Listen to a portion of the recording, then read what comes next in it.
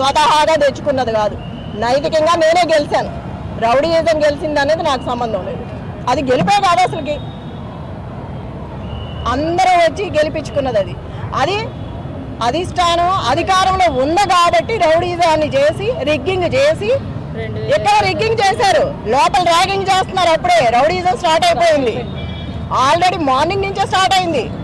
మేము చీరలు కట్టుకుంటే చీరల మీద కామెంట్స్, ఆ ఎదవలు ఇచ్చిన చీరలు కట్టుకొని వచ్చామని అంటున్నారు. మరి ఎక్కడ స్టార్ట్ అయింది? అప్పుడే ర్యాగింగ్ స్టార్ట్ అయింది. ఆడలేదు మగ లేదు, మహిళలకు ఇట్లాగా చేసేది. గెలిస్తే గెలువు, ఏదో జన్మానికో శివరాత్రి అని గెలిచావు. ఇప్పుడు గోపీనాథ్ ఉన్నంతకాలం మూసుకొని కూర్చున్నావు. గోపీనాథ్ లేకపోయేసరికి బయటకు వచ్చి ఇవాళ నీ ప్రతాపం చూపిస్తున్నావు. నీ గెలిపేం కాదు ఇది, అందరూ కలిసి చేసిన గెలుపు నీకు. అది నీ స్వతహాగా గెలిచింది కాదు. చెప్తున్నాగా నైతికంగా నేను ఎప్పుడో గెలిచిపోయాను.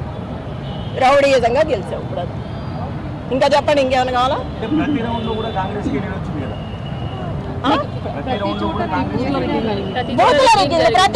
ప్రతి చోట తన్నడము గుద్దడమే కదా. మరి అందుకే కదా నేను అంతా ఓపెన్ అయ్యి వాళ్ళకి సపోర్ట్ ఇచ్చి మాట్లాడింది. ఎప్పుడు మాట్లాడింది, దాన్ని ఎందుకు మాట్లాడా? వాళ్ళు పడే బాధ చూడలేక నేను బయటకు వచ్చి మాట్లాడగలిగాను. దాన్ని కూడా తప్పుగా పెట్టారు. ఉంటది ఒక ఇంట్లో మనిషి చచ్చిపోయినప్పుడు బాధ ఉంటది. దాన్ని అడ్డం పెట్టుకొని ప్రతిసారి కథలు చెప్పుకుంటే పోతే ఎట్లాగా? ఇప్పుడు నేను ధైర్యంగా ఉంటాను కదా, కార్యకర్త ధైర్యంగా ఉండేది. మాట్లాడవలసింది కాబట్టి మాట్లాడాను. ఎన్నాళ్ళు అట్లాంటివి జరగలేదు కాబట్టి నేను మాట్లాడలేదు. ఎందుకయ్యా అర్థం కావట్లేదా? రౌడీయిజంతో వచ్చామని ఇప్పుడు వరకు చెప్పుకున్నది అదేగా. మీరు చూసారు అందరూ 11వ తారీఖు ఏం జరిగిందో. మళ్ళీ కోసం వేస్తే ఎట్లాగా?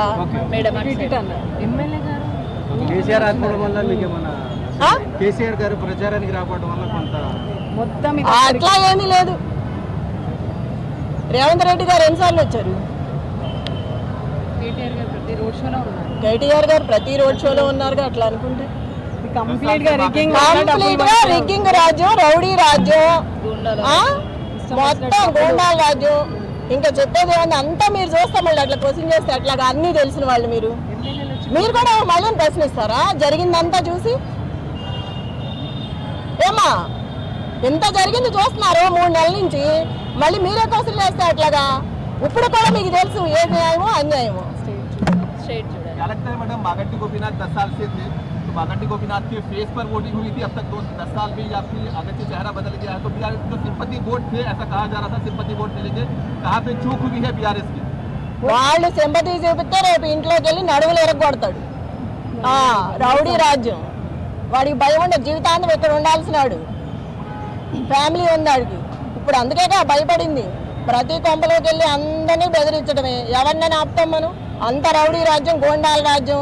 దొన్నపోతుల్లో ఉన్నారు మీద పడి. మరి భయం ఉండదా మనుషులకి? ప్రజలకు భయం ఉండదా?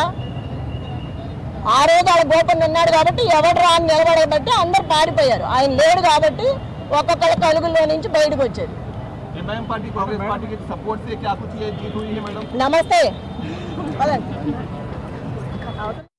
రైట్. ఈ ఫలితం మీద కాంగ్రెస్ పార్టీ ఆల్మోస్ట్ విజయం పరిపూర్ణమైంది.